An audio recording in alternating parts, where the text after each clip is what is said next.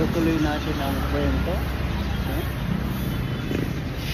Sa araw na ito ay muli natin inihatid sa eskwela ang ating insong anak. At ngayon ay nandito tayo sa matadaanan natin ang barangay hall. Sumisikat na yung araw. Ito ang barangay hall dito sa Highfield Heights.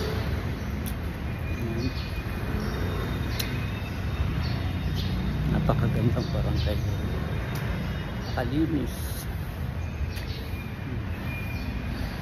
Ayan,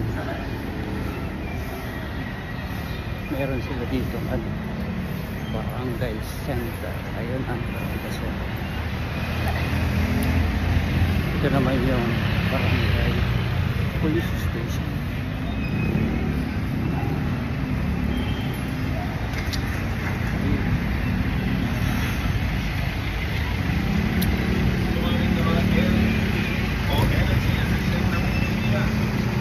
Dito sa madadaanan natin, no?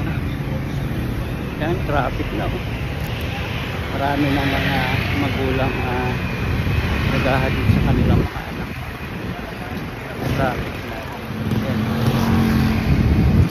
Habang tayo naman ay naglalakad patungo sa terminal na kung saan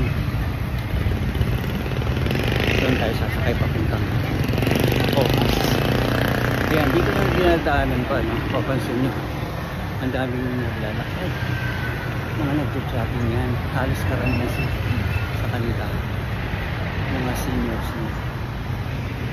Pero mga healthy yan, nalalakas pa rin. Kaya kailangan natin ng alagaan sa sarili natin sa tulad ilaw. May kakataon tayo para mag-exercise, maglakad. Hindi naman kailangan na tumakbo, no? Maglakad, sapat na yan para manumbalik yung dating lakas natin.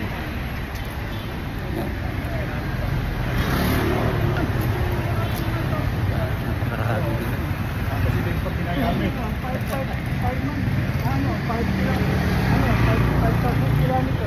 Hindi, umabot naman yata yung kilometer kaysa doon sa araw. Ganda dito.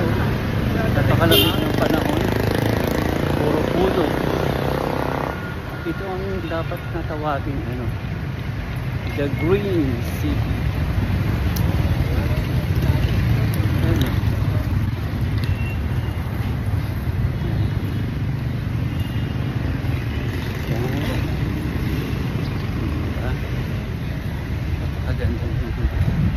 Park dito sa Marikina Heights. Yan lang ang isi-share ko sa inyo. Shout out sa mga mommies, daddies, ayan, sa mga joggers natin, sa mga walkers. Shout out dyan. Alright.